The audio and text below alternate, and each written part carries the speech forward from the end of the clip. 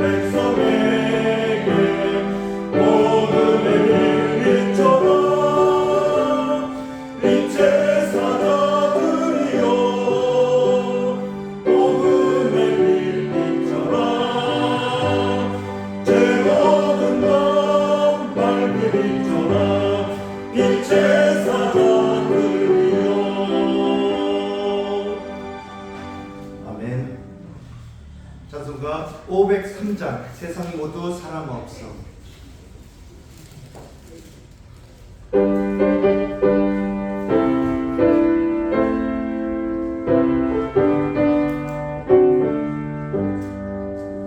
세상 모두 사람 없어 냉랭함을 아느냐 곳곳마다 사람 없어 단식 소리 뿐일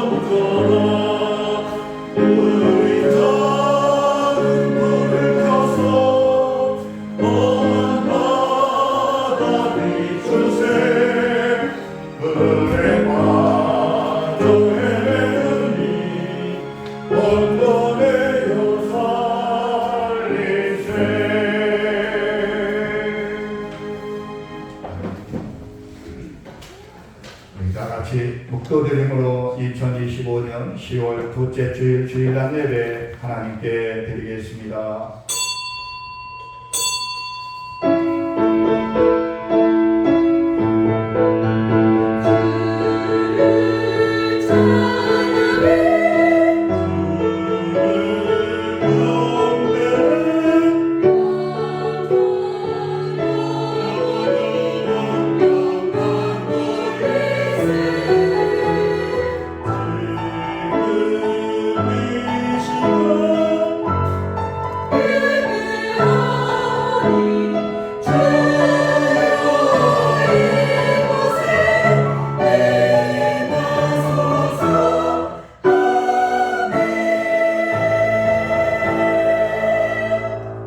하나님은 영이시니 예배하는 자가 신령과 진정으로 예배를 드리시니라. 오늘도 이렇게 복되고 거룩한 주일을 허락하시고 저희들을 원근각처에서 주의 전에 불러주시고 주님 앞에 나와 머리 숙여 예배 드리게 하시오니 감사를 드립니다.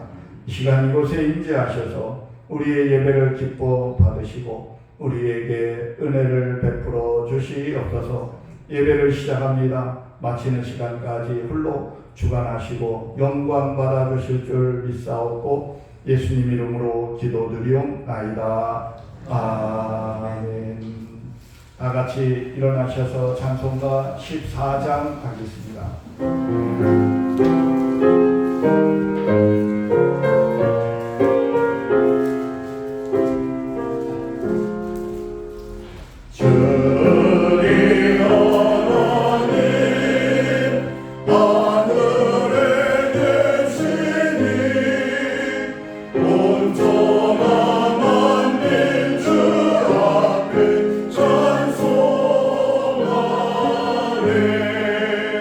이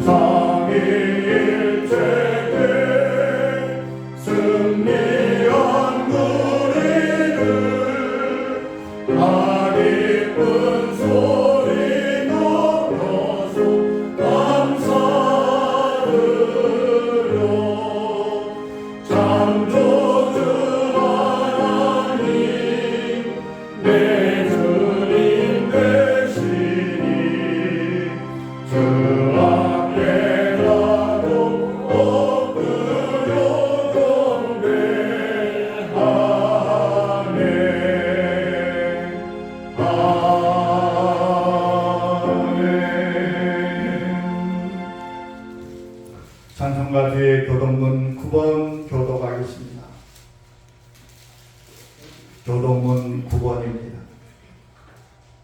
여호와여 주의 장막에 머무를 자 누구 오며 주의 성산에 사는 자 누구 오니까. 정직하게 행하며 공의를 실천하며 그의 마음의 진실을 알며 그의 혀로 남을 허물하지 아니하고 그의 이웃에게 악을 행하지 아니하며 그의 이웃을 비난하지 아니하며 그의 눈은 망령된 자를 멸시하며 여호와를 두려워하는 자들을 존대하며 그의 마음에 소원한 것은 해로울지라도 변하지 아니하며 이자를 받으려고 돈을 구워주지 아니하며 뇌물을 받고 무죄한 자를 해하지 아니하는 자이니 이런 일을 행하는 자는 영원히 흔들리지 아니하리이다. 아멘. 사도신경으로 신앙 고백 드리겠습니다.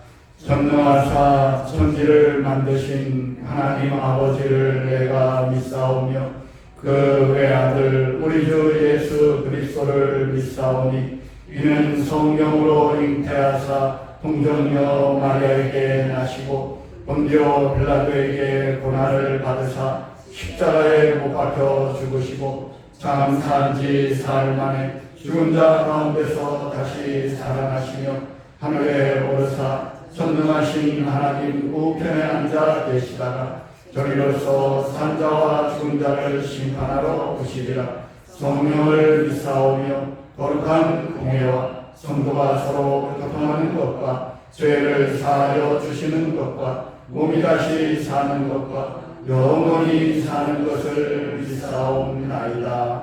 아멘. 다 같이 앉으셔서 찬송가 516장 하겠습니다.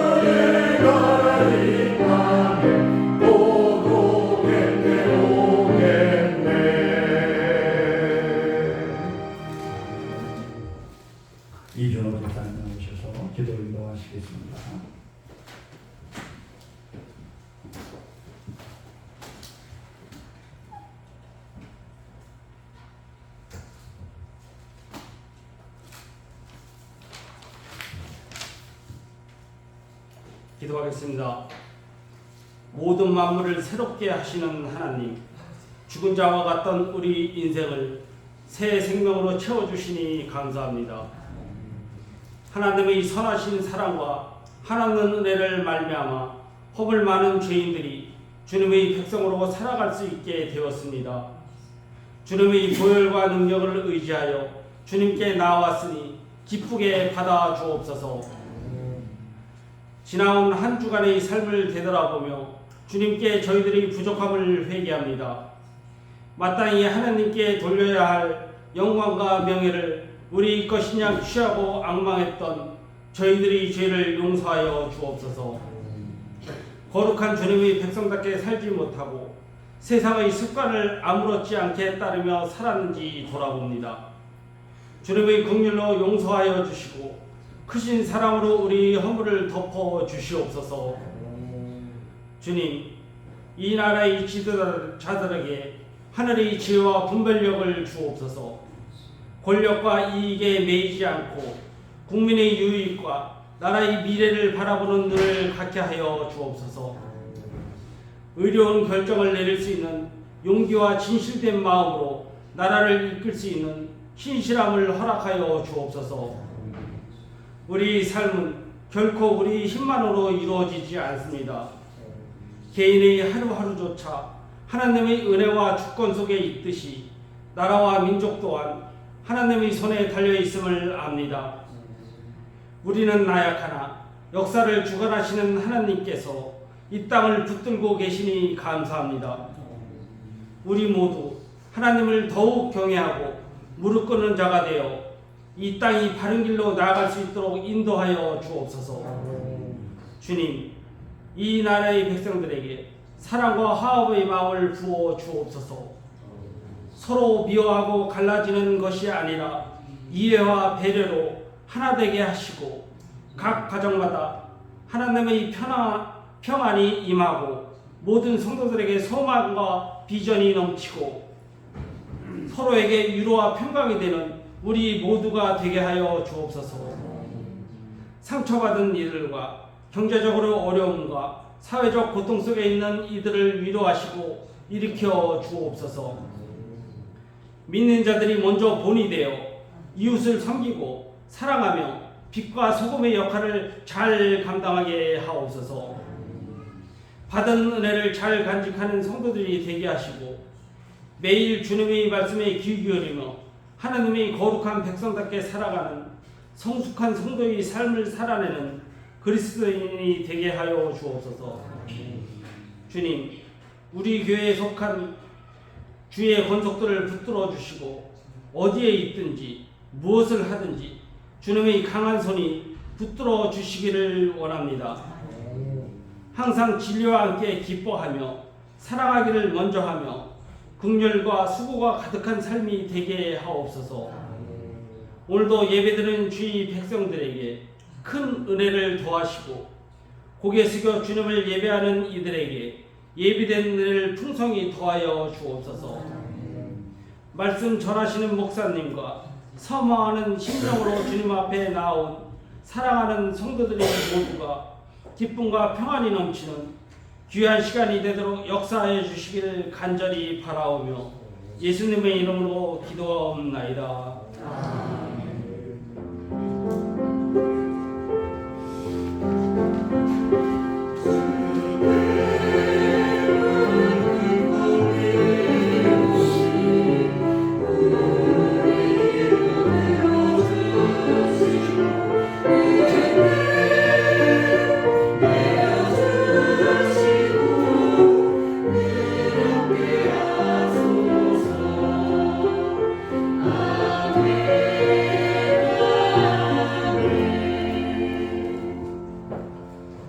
하나님의 말씀 사도행전 13장 13절부터 23절 말씀까지 봉독하겠습니다. 사도행전 13장 13절부터입니다. 바울과 및 동행하는 사람들이 바보에서 배 타고 밤빌리아에 있는 버가에 이르니 요한은 그들에게서 떠나 예루살렘으로 돌아가고 그들은 버가에서 더 나아가 비시디아 안디옥에 이르러 안식일에 회당에 들어가 앉으리라. 율법과 선지자의 글을 읽은 후에 회당장들이 사람을 보내어 물어 이르되 형제들아 만일 백성을 권할 말이 있거든 말하라 하니 바울이 일어나 손짓하며 말하되 이스라엘 사람들과 및 하나님을 경외하는 사람들아 들으라. 이 이스라엘 백성의 하나님이 우리 조상들을 택하시고 애굽 땅에서 나그네 된 그 백성을 높여 큰 권능으로 인도하여 내사 광야에서 약 40년간 그들의 소행을 참으시고 가나안 땅 7 족속을 멸하사 그 땅을 기업으로 주시기까지 약 450년간이라. 그 후에 선지자 사무엘 때까지 사사를 주셨더니 그 후에 그들이 왕을 구하거늘 하나님이 베냐민 지파 사람 기스의 아들 사울을 40년간 주셨다가 패하시고 다윗을 왕으로 세우시고 증언하여 이르시되 내가 이 세 아들 다윗을 만나니 내 마음에 맞는 사람이라 내 뜻을 다 이루리라 하시더니 하나님이 약속하신 대로 이 사람의 후손에서 이스라엘을 위하여 구주를 주셨으니 곧 예수라. 아멘. 이 시간 성가대 찬양 드리겠습니다.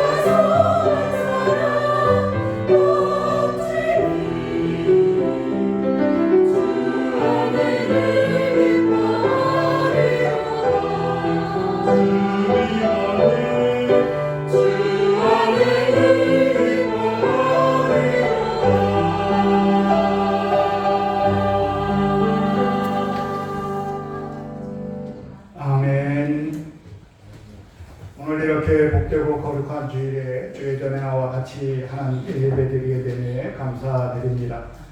사도 바울은 다메섹에서 다메섹으로 가다가 예수님을 만나게 됩니다. 예수 믿는 사람을 잡으러 가다가 도리어 그가 예수 복음을 전하는 전도자로 변신을 하게 된 것입니다. 그는 다메섹에서 복음을 전했고 나중에는 아라비아 광야로 나가서 기도 생활하다가 자기 고향인 길리기아 다소에 가서 살게 됩니다. 그러다가 그가 본격적으로 등장하게 된 것은 바로 수리아에 있는 안디옥 교회가 이 바나바라고 하는 목회자가 목회를 하면서 다소에 가서 사도 바울을 데리고 옵니다. 나랑 같이 안디옥에 가서 주의를 하자. 그러니까 오늘날로 말하면 부교육자와 같죠. 바울을 데려다가 같이 1년 동안 사역을 했는데 안디옥 교회에 큰 부흥이 있었습니다.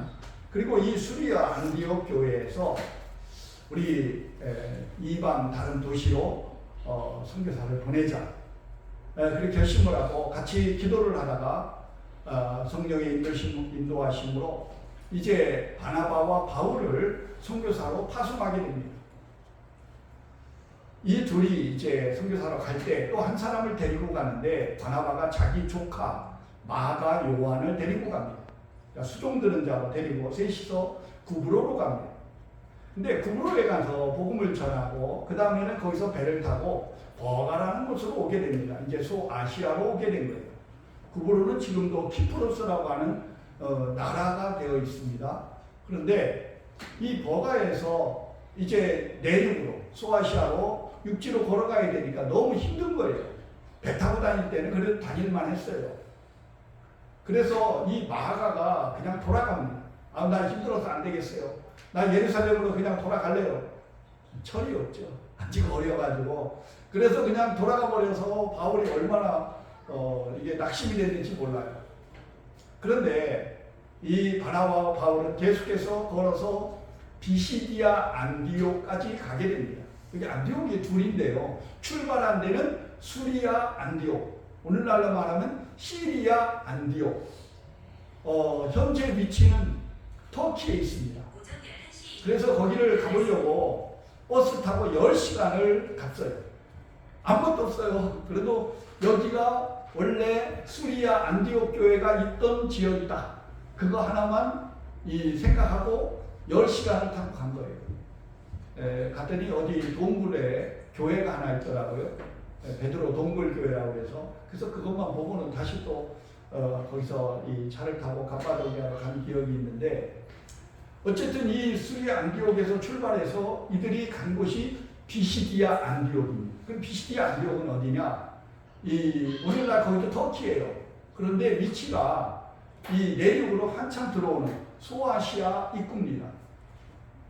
그래서 거기를 가서 안식일이 돼서 회당에 들어가게 됩니다. 그러니까 이 바나바도 유대인이고 사도 바울도 유대인입니다. 특히 이 피시디아 안디옥하고 원래 바울의 고향인 길리기아 다소하고는 상당히 가까운 거리에 있어요. 멀지 않은 위치에 있습니다. 그래서 자기가 바울은 이미 이런 이방 땅에서 로마 시민권을 가지고 로마 사람으로, 어떤 때는 헬라 사람과 같이 유대인이지만은 그래서 거기서 회당에 늘 참석하던 곳이 익숙한 곳입니다. 그래서 회당에 찾아가서 같이 안식일을 지키게 됩니다.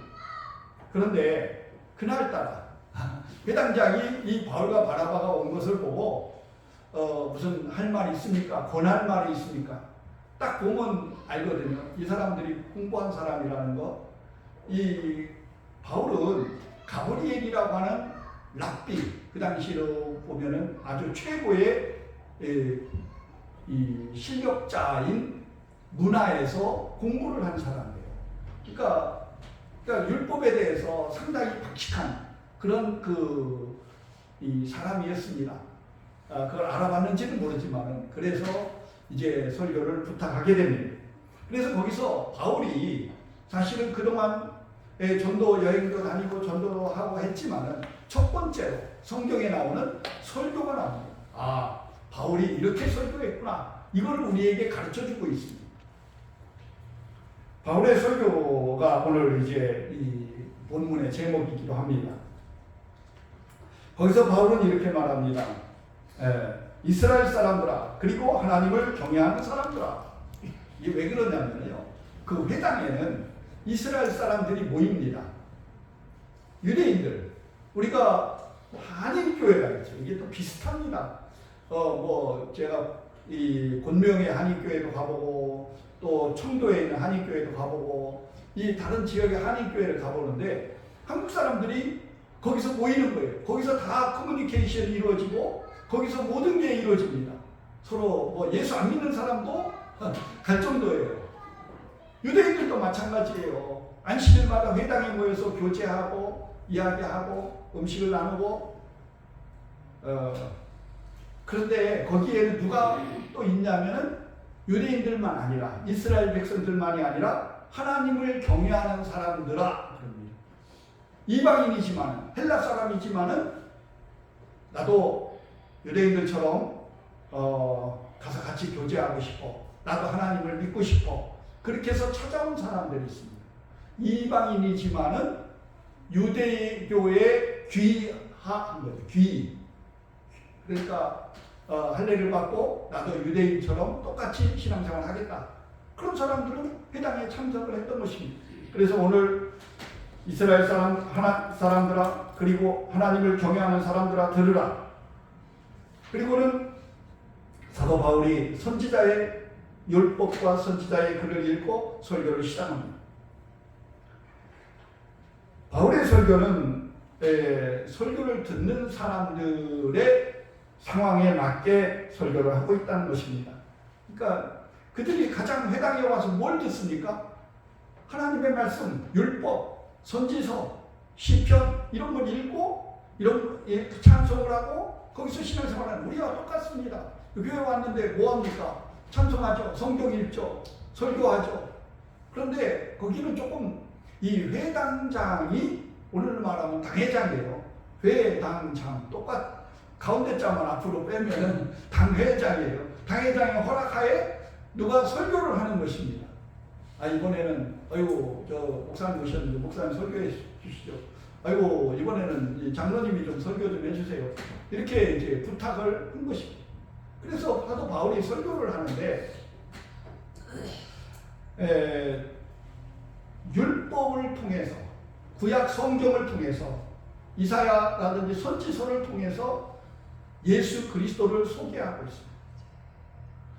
율법을 하나도 모르는 사람, 모세오경을 한 번도 들어보지 못한 사람에게 가서 아무리 선지자서의 율법에 이렇게 모세오경에 이렇게 썼고 이 시편에 이렇게 말해도 못 알아들어요. 그런데 이 사람들은 뭐예요? 늘 성경을 접하고 있기 때문에 이 성경을 통해서 누구를? 예수 그리스도를 소개하고 있습니다. 마태복음은 마태가 기록했죠. 그런데 이게 대상이 누구냐면은 유대인들입니다. 이스라엘 사람들에게 예수 그리스도를 소개하는 거예요. 그래서 구약 성경을 많이 인용을 합니다. 근데 요한복음은 사도 요한이 기록을 했는데 이거는 유대인이 대상이 아니에요. 그러다 보니까 구약 성경 인용을 별로 안 합니다. 할 필요도 없어요. 못 알아들으니까. 예를 들어서 초등학생들 주일학교 이 설교를 이렇게 하려고 하면은 거기에 맞게 해야 돼요. 유치원 다니는 학생도 있고 이 초등학생도 있고 설교를 전에 이렇게 저도 많이 해봤는데 그 앞에서 이 미분 적분을 얘기한다거나 어디 이 대학생들 수준의 이야기를 한다면은 철학적인 이야기를 한다면 알아듣겠어요? 안 되죠. 거기에 맞게 했다는 거예요. 예수님도 마찬가지였습니다.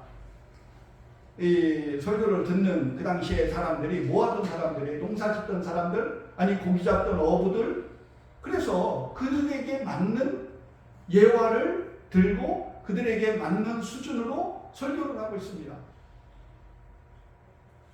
하나님이 뭐는 모르게 예수님이 뭐는 못하겠어요.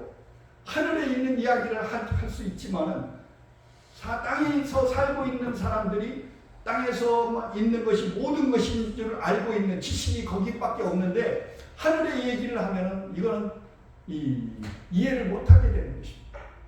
마찬가지였습니다. 사도 바울은 익히 알고 있는 그들이 잘 알고 있는 성경 율법, 선지서를 이용해서 그들에게 말씀을 전했다는 것입니다. 특히 구약 성경을 통해서 예수님을 소개하고 가르치고 있습니다. 사도 바울이 출애굽과 가나안 정착에 대한 말씀을 하고 이렇게 이제 쭉 역사를 말합니다. 그들을 이제 이 출애굽시켜서 450년 만에 돌아와서 사무엘까지 사사를 두고 지금 사도 바울이 그들에게 역사를 가르치고 있는 게 아니에요. 누구를 소개하기 위해서? 예수를 소개하기 위해서 설명을 하는 거예요. 예수님을 소개하기 위한 방편으로 사용하고 있다는 것입니다. 오늘 사도 바울이 설교하면서 여러분 이 지금 회당에 모였으니까 그 사람들 듣기 좋게 하려고 십계명 잘 지켜야 됩니다. 또 뭐 이래야 구원받습니다. 이 시편 뭘 찬양을 많이 해야 됩니다. 이걸 말하고 있는 게 아니에요. 구약 성경을 통해서 누구를? 예수를 소개하는 것입니다. 21절 이후에 보면은 하나님이 사울을 이스라엘 왕으로 삼으셨다가 그를 패하시고 다윗을 다시 왕으로 세우게 되는데 그 과정에서 하나님은 자기 마음에 맞는 자를 왕으로 세우리라 하셨다는 것입니다. 그리고 이새의 아들 다윗을 만나 내 마음에 맞는 사람이라 내 뜻을 다 이루리라 하시더니 실제로 다윗이 이스라엘의 왕이 되었다는 것입니다. 하나님이 약속하신 대로 이 사람의 후손에서 이스라엘을 위하여 구주를 세우셨으니 곧 예수라. 오늘 여기까지가 이제 본문입니다. 근데 제가 말씀드리고자 하는 것은 이제 그 이후에 있는 내용도 포함되는 건데 이게 끝까지 다 읽으려면 너무 길기 때문에 거기까지만 읽었습니다. 요점은 그거예요. 하나님이 다윗을 보고 이제 이 사무엘을 보냈죠. 이새의 집에. 그래서 이새의 집에 가서 그 아들을 불러서 이렇게 이제 이 기름을 부으려고 했더니 아니라는 거예요. 사무엘에게 외모를 보지 마라. 사무엘을 보니까 정말로 이 마음에 들었어요. 키도 크고 아주 장성하고 이 정도 되면 왕감이구나. 그런데 하나님이 아니라는 것입니다. 외모를 보지 마라. 나는 여호와는 중심을 보느냐. 그러면서 큰아들, 둘째, 셋째, 넷째, 다섯, 여섯 다 바꾸는. 그리고 마지막 누구예요? 다윗이 기름 부음을 받습니다. 근데 다윗을 봤을 때 내 마음에 맞는 사람이라 그랬어요. 그리고 내 뜻을 이루리라. 실제로 그래서 다윗이 왕이 됩니다. 근데 왕이 돼서 이스라엘을 부강하게 만드는 것이 전부가 아니었다는 것입니다. 하나님의 뜻은 다윗을 세워서 하나님의 맞는 나라를 만들고자 했지만 그게 전부가 아니라 그보다 더 중요한 하나님의 뜻이 있었는데 바로 예수 그리스도를 통한 새로운 영원한 나라를 세우시기를 원했다는 것입니다. 이게 지금 제 얘기가 아니라 사도 바울이 하는 설교의 요점입니다. 이스라엘의 이 부강한 다윗과 솔로몬 시대에 가장 잘 살았어요. 그런데 이게 전부가 아니라 그를 통해서 예수를 보내시기를 원하셨다는 것입니다. 하나님이 약속하신 대로 이 사람의 후손에서 이스라엘을 위하여 구주를 세우셨으니 곧 예수라. 그래서 사람들은 성경은 계속해서 거기서 끝나는 게 아니고 오실 메시아가 바로 다윗의 후손임을 성경이 가르치고 있습니다. 다윗의 씨로 말미암아 복을 받고 나라가 세워지고 그래서 이 많은 사람들이 예수님이 오셨을 때 공생의 기간 동안 예수님을 향하여 뭐라고 부릅니까? 다윗의 자손이여 나를 불쌍히 여기소서. 다윗의 자손이여 우리를 불쌍히 여기소서. 이 다윗의 자손이여라고 부른 그 뜻 의미가 오늘 본문과 같습니다. 바로 당신이 메시아입니다. 당신이 우리가 기다리던 메시아입니다. 다윗의 후손이라는 뜻이에요. 그러니까 이 다윗에게 약속한 것, 다윗과 언약을 맺었던 것, 그것은 바로 예수 그리스도 메시아였다는 사실입니다. 그리고 마태복음 1장에서 예수님의 족보가 나옵니다. 아브라함이 이삭을 낳고 이삭이 야곱을 낳고 야곱이 뭐 이러면서 쭉 내려오다가 누구가 하게 돼? 다윗이 나옵니다. 그리고 그 다윗 이후에 왕들이 쭉 나와요. 그러다가 마지막 나오는 게 누구예요? 요셉이에요. 그 다음에 예수님이 나옵니다. 말하고자 하는 게 뭐예요? 예수님이 다윗의 후손이라는 것입니다. 아브라함의 후손은 뭐 이스라엘 모든 백성들이고 다윗의 후손이다. 다윗에게 약속한 씨가 바로 이 예수님이라는 것입니다. 예수님이 베들레헴에서 태어나신 것도 마찬가지 원리입니다. 그럼에도 불구하고 바리새인과 서기관들과 제사장들은 또 예수님을 믿지 못하는 사람들은 그렇게 기다리던 메시아가 예수 그리스도이심에도 분명한데 믿지를 않는 것입니다. 받아들이지 않는 것입니다. 예수님은 자신이 메시아 되심을 친히 말씀하셨습니다. 자신이 하나님의 아들이고 너희가 기다리던 메시아라는 말씀했습니다. 예수님이 그러죠.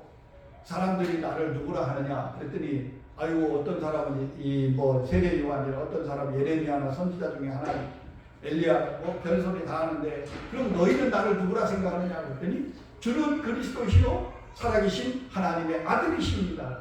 과연한 시몬아 내가 복이 있도다. 이것을 내게 알게 하기는 내 혈육이 아니라 하나님 아버지십니다. 네 말이 맞다는 것입니다. 내가 그리스도고 하나님의 아들이라는 것입니다. 예수님이 그렇게 말씀하십니다. 그리고 그 대답을 한 베드로에 대해서 칭찬을 하신 것입니다. 그리고 예수님이 메시아 되심을 여러 증거들을 보여줬습니다. 이 오병이어의 기적 지난주에 말씀드렸지만 그것뿐만이 아니라 바다를 잔잔케 하고 또 많은 병든 자들을 고치고 귀신들을 쫓아내고 또 죽은 자들을 살리고 또 죄를 사하시고 그러니까 이 예수님이 행하시는 이적과 기사를 통해서 예수님이 누구신지를 사람들에게 믿게 했던 것입니다. 그럼에도 불구하고 사람들은 안 믿는 사람은 끝까지 안 믿더라는 것입니다. 끝까지 거부하고 나중에는 하나님을 모독했다 해요. 그러니까 이제 점점 예수님이 자신이 하나님의 아들이심을 또 메시아이심을 분명하게 말씀할수록 유대인들은 저거는 하나님을 모독하는 거야. 신성 모독이야. 거부감을 일으키고 공격을 하고 나중에는 십자가에 못 박아 죽여야 한다고 소리 지르게 된 것입니다. 그러므로 우리는 구약 성경을 통해서 메시아가 되시는 예수님이 바로 메시아 되시고 우리의 그리스도가 되시고 구주 되심을 우리는 믿어야 된다는 것입니다.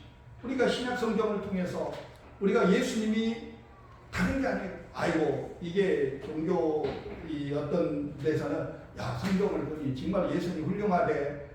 뭐 병자도 고쳐주고 뭐하고 그런 훌륭한 인격적인 착하고 훌륭한 그런 모습을 우리에게 가르쳐주기 위해서가 아니라 그게 전부가 아니라는 것입니다.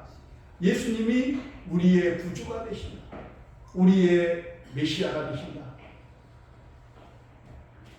오늘 우리가 이 말씀을 통해서 우리도 지금도 마찬가지입니다. 구약 성경이든 신약이든 무엇을 읽든지 예수 그리스도가 우리의 구주 되심을 믿고 또 받아들이고 또 따르는 우리 성도들이 되시기를 주님의 이름으로 축원합니다. 그 다음에는 세례 요한의 증언을 말씀하고 있습니다. 예수님이 메시아 되심을 증거하는 여러 가지가 나오는데 그 하나 첫 번째가 바로 이제 세례 요한입니다. 24절부터 25절까지의 세례 요한은 당시 모든 유대인들로부터 존경받고 또 인정받는 그런 선지자였습니다. 그러니까 이 바리새인들도 세례 요한에게 나옵니다. 그랬더니 막 독사의 자식들하고 세례 요한이 화를 내고 혼을 냈는데 이것은 그 당시에 왕 헤롯이나 모든 사람들이 세례 요한을 위대한 선지자로 여겼기 때문이라는 것입니다. 그런데 세례 요한이 그런 말을 합니다. 나는 그리스도가 아니라 내 뒤에 오시는 이가 그리스도라. 나는 그의 신발끈 풀기도 감당하지 못하겠노라. 그러니까 내 뒤에 오시는 그리스도가 있다는 것입니다. 그는 광야의 길을 예비하는, 예수님의 길을 예비하고 준비하는 역할을 했다는 것입니다. 그리고는 예수님을 소개하는 거예요. 내 뒤에 오시는 분이 바로 진짜 그리스도. 그리고 실제로 세례 요한 죽은 이후에 예수님이 본격적으로 등장해서 광야에서 하나님의 말씀을 전하게 됩니다. 세례 요한뿐만이 아니라 수많은 이 선지자들의 글을 통해서도 또다시 증언합니다. 세례 요한의 말과 또 많은 이적과 기사를 보았지만 사람들은 그 말을 믿지 않고 듣지 않습니다. 도리어 예수님을 정죄하여 이 선지자의 말을 응하게 하셨다고 말씀하고 있습니다. 오늘 이 사도 바울이 구약성경을 여러 곳을 인용해서 예수 그리스도의 고난당하시는 모습과 또 죽으심과 부활을 증거하고 있습니다. 먼저 이사야 53장에 있는 말씀을 인용하는데 그것은 그리스도의 고난당하는 모습을 이루어졌음을 말씀하고 있습니다. 그는 멸시를 받아 사람들에게 버림받았으며 간고를 많이 겪었으며 질고를 아는 자라 마치 사람들이 그에게서 얼굴을 가린 것 같이 멸시를 당하였고 우리도 그를 귀히 여기지 아니하였도다. 그는 실로 우리의 질고를 지고 우리의 슬픔을 당하였거든 우리는 생각하기를 그는 징벌을 받아 하나님께 맞으며 도난을 당한다 하였노라. 그가 찔림은 우리의 허물 때문이요 그가 상함은 우리의 죄악 때문이라. 그가 징계를 받음으로 우리가 평화를 누리고 그가 채찍에 맞음으로 우리가 나음을 받았도다. 또 했는데 실제로 예수님은 채찍에 맞고 또 머리에 가시관을 쓰고 손가발에 못이 박혀서 고난을 당하셨습니다. 그들은 예수님을 알지 못하여 죽이려고 하였지만은 그래서 이 온갖 고발과 고소를 하고 이렇게 했지만은 예수님에게서 죄를 찾지 못했습니다. 빌라도가 조사를 했습니다. 고소를 하니까 재판을 해야 되니까 조사를 했는데 내가 아무리 봐도 죽인 죄를 찾지 못했다. 이게 그러니까 조사한 내용과 고소한 내용이 달라서 그래요. 이게 지금 그들이 예수님을 죽이려고 결심한 이유가 뭡니까? 하나님을 모독했다는 거예요. 신성 모독. 왜? 내가 하나님의 아들이라고 했다는 것입니다. 그래서 죽이려고 했는데 이 죄를 가지고 고발을 해봤자 로마 법정에서는 그거는 종교적인 문제야. 내가 뭐 그거 가지고 사형시킬 수가 없어. 아니 내가 뭐 하나님의 아들이라거든. 오늘날도 마찬가지예요. 가끔 자기가 메시아라고 그러고 자기 하나님의 아들이라고 그런 사람이 있다고 우리가 그거 암만 고발해봐야 이단이라고 고발해봐야 그 감옥 안 갑니다. 처벌 안 받아요. 그 사람이 남을 때렸거나 돈을 어떻게 뭐 사기쳤다거나 뭐 이러면 처벌받아도 자기가 하나님의 아들이라고 그러고 내가 구주라고 그러고 나를 믿어야 구원받는다고 이런 사람이 있다고 해서 처벌받지 않습니다. 이게 로마법도 마찬가지예요. 그래서 그들이 사내들인 공의에서 신성 모독했다고 그는 죽어야 된다고 결정을 했지만은 그 내용으로는 고소하지 못했다는 것입니다. 그럼 뭐라고 고소했습니까? 이 사람이 정부를 로마 정부를 이 반역을 해서 스스로 왕이 되려고 했다는 것입니다. 이게 로마 입장에서는 이게 가장 큰 거예요. 지금도 옛날에 우리 조선시대나 이런 때도 마찬가지예요. 다른 죄는 용서받을 수 있어도 자기가 왕이 되려고 이 그 반역을 도모했다면은 이건 처벌받는 거예요. 삼족을 멸합니다. 그러니까 제목은 그렇게 올렸어요. 이스라엘의 왕이라고 했다는 거, 지가 왕 되려고 했다는 것입니다. 그리고 올렸는데 빌라도가 보니까 아니에요. 그런 적이 없어요. 그래서 아무리 봐도 내가 생각해서는 죄가 없는데요. 풀어주려고 뭐 이렇게 했어요. 그랬더니 제사장이나 이 사람들이 와가지고 안 된다는 거예요. 당신은 그러면 로마 황제에게 충성하지 않는 사람이라 촉박을 합니다. 아니 반역자를 살려주는 종독이 어딨냐고 이런 식으로 몰아갔던 것입니다. 그래서 결국 빌라도는 그들의 끄찔린 그 협박과 요구를 거절하지 못합니다. 너희가 이 사람 피에 대해서 난 죄가 없다. 그리고는 배에다 물을 떠다가 손을 씻고 이 사람의 피값은 너희가 대신 받아라. 그랬더니 예, 우리가 받겠습니다.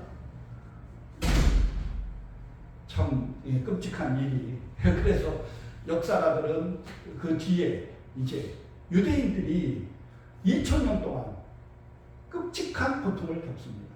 지금 이제 현재는 이스라엘하고 하마스하고 거기서 싸우고 있죠. 근데 일반적으로 이스라엘이 때리고 이기고 해요. 근데 요거는 얼마 안 된 그겁니다. 실제로 2000년 동안 유대인들은 엄청난 핍박을 받게 돼요.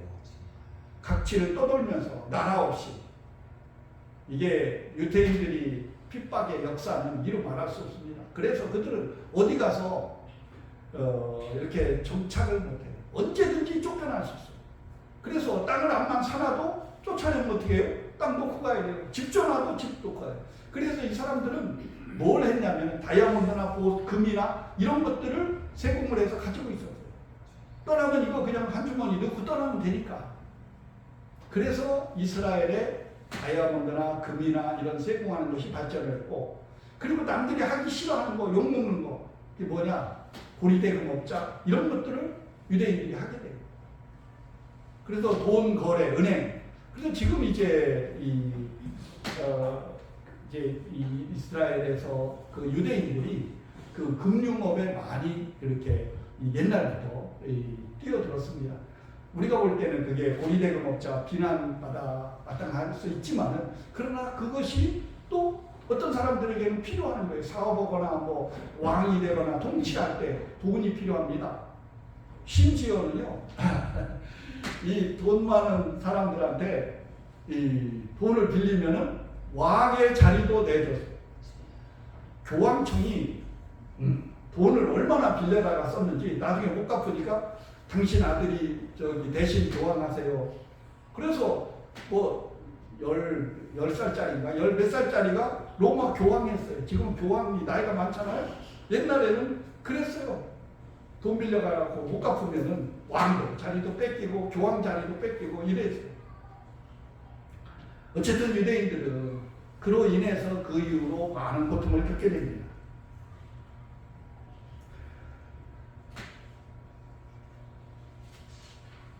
예수님께서는 이제 이 십자가에 죽으시고 십자가에 매겨서 아리마대 요셉의 무덤에 장사를 지내게 됩니다. 그런데 놀라운 사건이 벌어집니다. 십자가에 죽으신 예수님을 하나님이 무덤에서 살려내신 것입니다.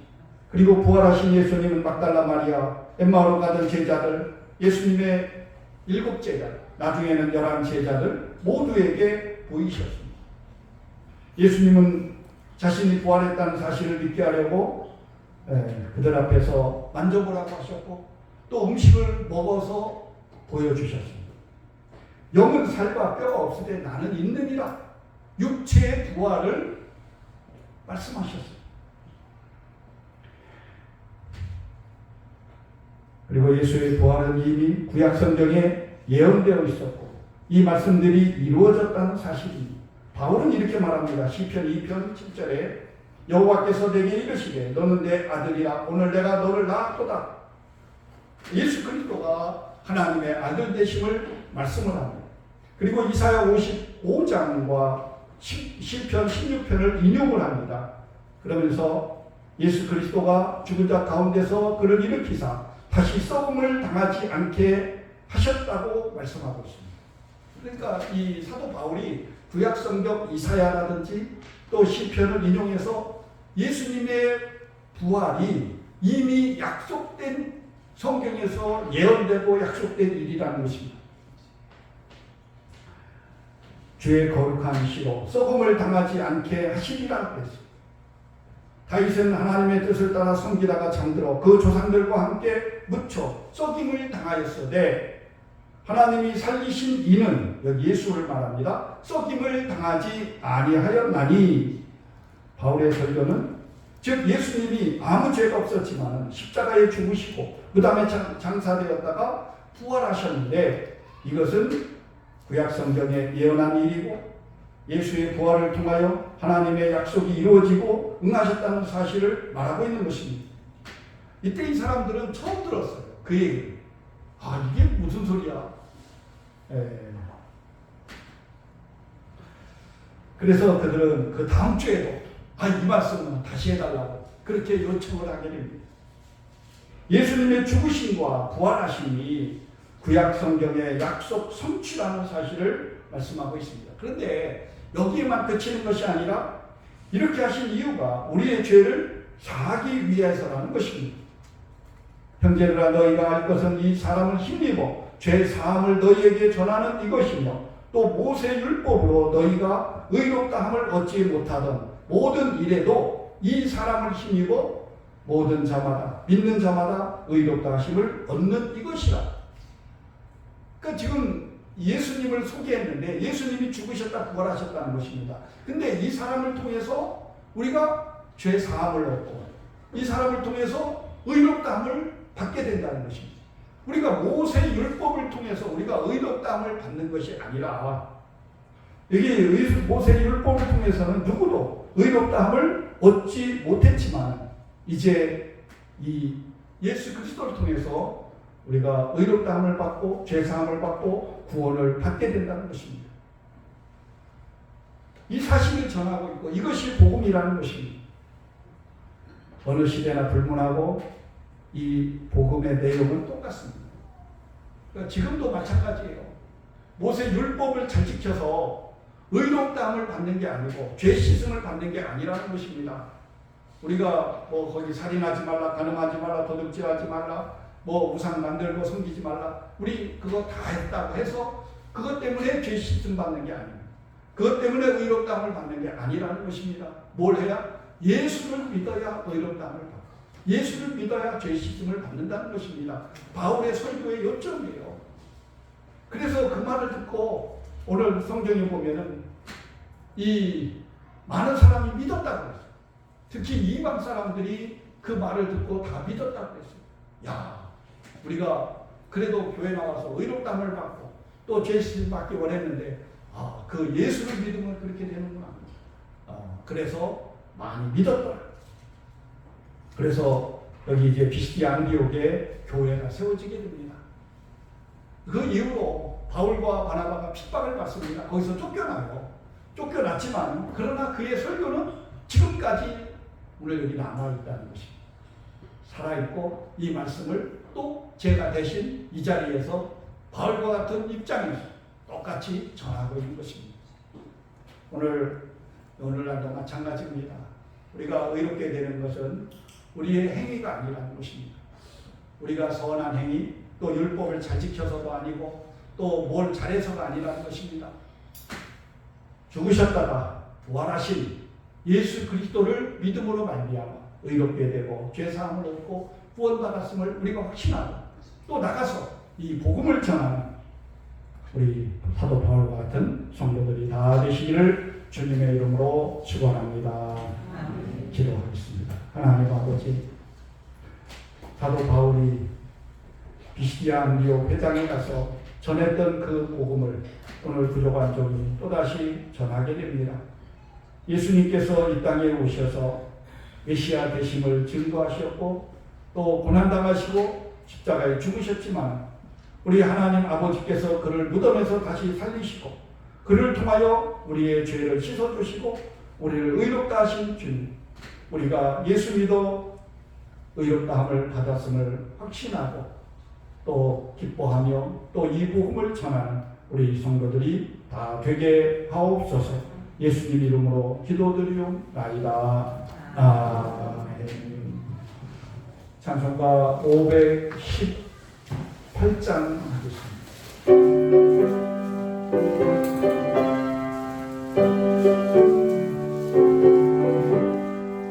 기쁜 소리 들리 예수 구원하신다. 만민에게 전하라 예수 구원하신다. 주님 영영하시니 산을 넘고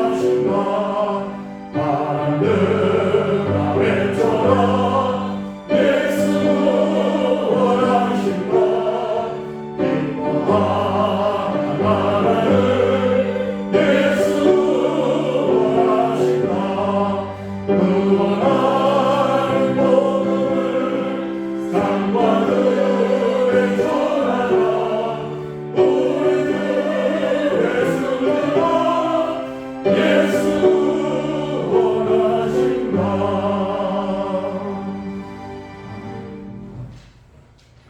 11조항은 이상목사, 이준호 집사님, 이종대 권사님, 양기순 권사님, 김옥희 권사님, 이기순 권사님, 황영자 권사님 드렸습니다. 감사한금 정성영 권사님, 원선민, 김무영 부부, 연준자 권사님, 이성길, 고순선 집사님, 임경화 권사님, 이준호 집사님, 이종대 권사님, 꽃꽂이 헌금, 조정래 권사님, 감사한금 나비도 권사님, 이영국 선생님, 오주일장님, 권춘희 권사님, 최영보 목사님, 국미호 권사님 드렸습니다. 성교헌금 이기순 권사님, 김옥희 권사님, 이성민 목사, 임경화 권사님, 황영자 권사님, 제1여전도에 드렸습니다. 건축원금 황영자 권사님, 구제원금 황영자 권사님, 인천본대 이용호 유엔체, 윤여를 드렸습니다. 잠깐 기도하겠습니다. 하나님 아버지, 오늘 복되고 거룩한 주일 주의 전에 나와 주님 앞에 예배 드리게 하시고 또 정성껏 귀한 예물 준비하여 드립니다. 먼저 10의 1조를 드리오니 하나님 기뻐 받으시고 하나님께서 말라기에 약속한 대로 저들의 창고를 넘치도록 좋은 것으로 채워주시옵소서. 감사의 예물들을 드립니다. 감사하는 마음을 물질에 담아 드리오니 기뻐 받으시고 저들의 삶 속에 감사할 일들이 넘치도록 하나님이 복을 부어 주시옵소서. 또한 1,000번째 예물 드립니다. 예물 속에 기도의 제목들이 있사오니 응답하여 주시옵소서. 선교의 예물을 드립니다. 이 선교의 예물이 선교하는 데 귀하게 쓰임받게 하시고 선교사가 받아야 할 상급과 면류관을 함께 받게 하옵소서. 또 건축원금과 또 구제원금과 주일원금을 드립니다.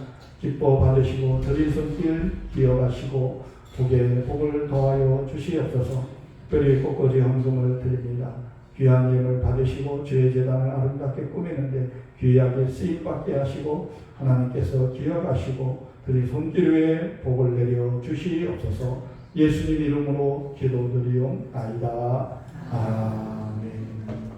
교회 광고 드리겠습니다. 전 나오신 분은 진심으로 환영합니다. 중소로의 정기회가 14일 내일 모레 화요일 한남중앙교회에서 있습니다. 아프신 성도님들과 나라를 위해서 기도해 주시기 바랍니다. 다 같이 일어나셔서 찬송가 54장 부르신 후에 축도로 예배 마치겠습니다.